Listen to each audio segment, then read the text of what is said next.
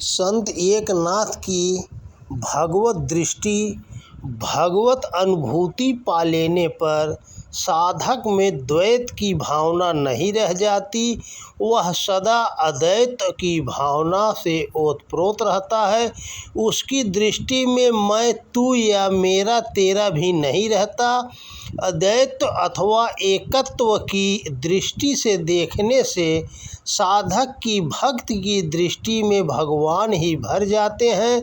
ध्यान में, मन में, अंतर जगत में और सृष्टि के कण कण में उसे भगवान ही भगवान नजर आते हैं। अपनी निश्चल, अटल व निष्काम भक्ति से भगवत प्राप्ति करने वाले संत एकनाथ की दृष्टि भी सृष्टि के कण कण में भगवान को देखती थी, क्योंकि उनकी दृष्टि में सदैव भगवान ही भरे हुए होते थे। इसलिए गृहस्थ आश्रम में रहते हुए, संसार में रहते हुए वे तदनुरूप ही लोक व्यवहार किया करते थे। उनके द्वारा पितरों के लिए तैयार किया गया भोजन प्रसाद करुणावश दूसरों को परोस देना, अपने घर में आए हुए चोरों को भोजन कराना, महार के बच्चों को गोद में उठा लेना और उसे उनकी माता के पास पहुंचा देना, तीर्थोदक गधे को पिलाकर उसकी प्यास बुझाना, अपने घर में आए हुए अतिथियों का भगवत भाव से आदर सत्कार करना आदि लोक व्यवहार में उनकी भगवत दृष्टि ही परिलक्षित होती है। दूसरी ओर अपनी स्त्री को पीठ पर उछलकर बैठ जाने वाले व्यक्ति को पुत्रवत मानना और अपने बदन पर थूकने वाले यवन को माफ करना आदि बातें उनकी भगवत दृष्टि और परम शांति का ही परिचय देती है। साधक जब अद्वैत भाव से, ब्रह्म भाव से भरा हुआ होता है तो उसके चिंतन, चरित्र और व्यवहार से वे नित्य दिव्य भाव निश्चित ही परिलक्षित होने लगते हैं।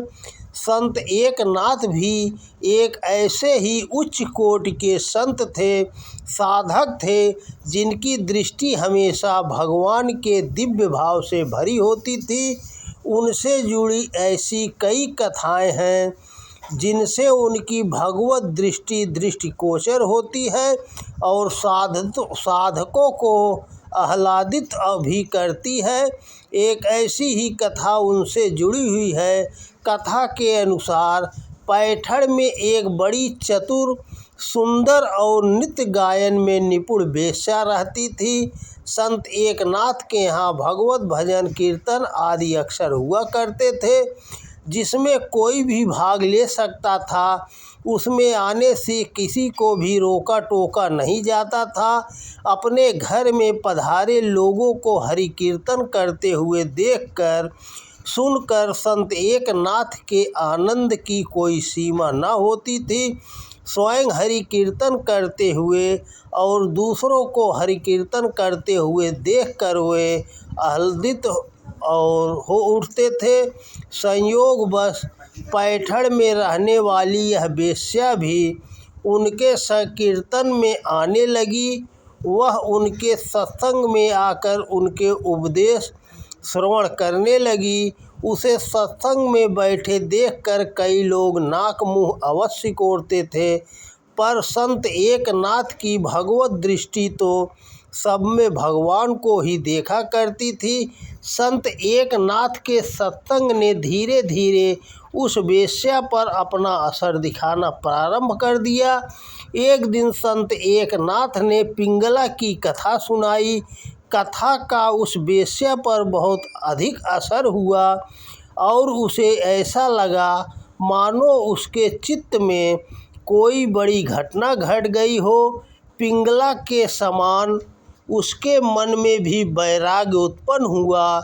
उसे अपने पेशे से घृणा हो गई। वह सोचने लगी कि रक्त मांस से बना मनुष्य का यह शरीर मल मूत्र से भरा है।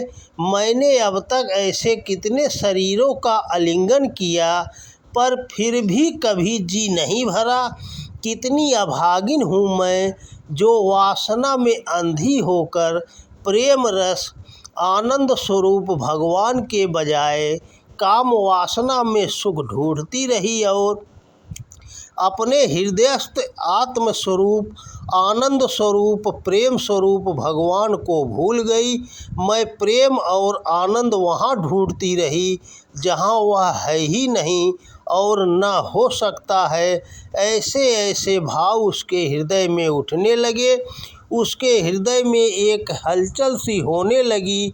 एक नाथ जैसे संत की अमृत बाणी और भगवान के दिव्य भाव से भरी हुई उनकी दृष्टि ने उस वेश्या के चित्त में हलचल सी मचा दी।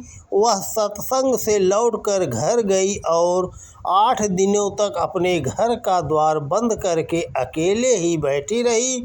यह वही घर था जहाँ दिन रात ग्राहकों के आने जाने की आहट सुनाई देती थी, पर 8 दिनों से उस आहट से दूर वह अकेली ही अपने घर में बैठी रही।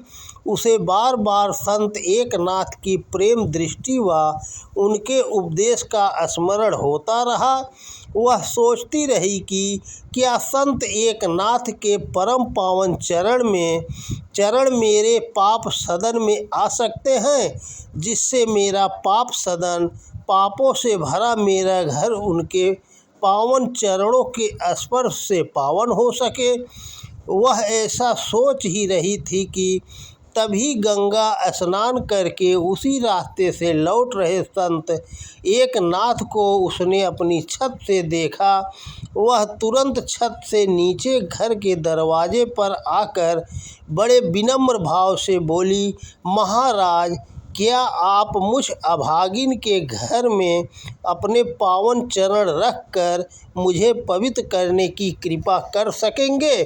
संत एकनाथ बोले, हाँ क्यों नहीं। और ऐसा कहकर अपने एक शिष्य के साथ वे उसके घर में प्रवेश कर गए। उसने महाराज को एक चौकी पर बैठाया और स्वयं दरवाजे पर रोमांचित होकर खड़ी रही। वह निशब्द थी और संत एकनाथ भी मौन रहे। कहाँ संत एकनाथ जैसे भगवत प्राप्त संत और कहाँ मैं पापिन।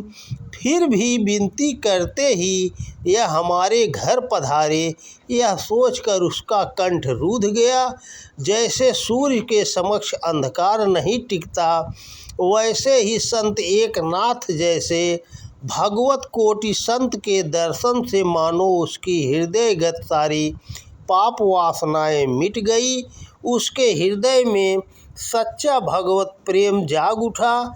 उसके नेत्रों से अश्रुधारा बह चली। यह देखकर संत एकनाथ के हृदय में उसके प्रति करुणा भर आई और उन्होंने उसे धैर्य दिलाया। संत एकनाथ महाराज ने राम कृष्ण हरि मंत्र की दीक्षा देकर उसे सत्कर्म का क्रम बताया। वह तदनुरूप जीवन जीने लगी, नित्य भगवान नाम पर जप ध्यान करने लगी और 10 वर्ष में ही इतनी विमल हो गई कि मृत्यु के समय भगवत ध्यान और नाम स्मरण करते हुए ही बड़ी शांति से उसने देह त्याग किया। ऐसे थे संत एकनाथ, ऐसी थी उनकी भगवत दृष्टि, ऐसी थी उनकी अमृत बाणी। तो दोस्तों नमस्कार। वीडियो पसंद आए तो ज़्यादा से ज़्यादा शेयर करें। जय हिंद, जय भारत। ऐसे संत को बारंबार प्रणाम।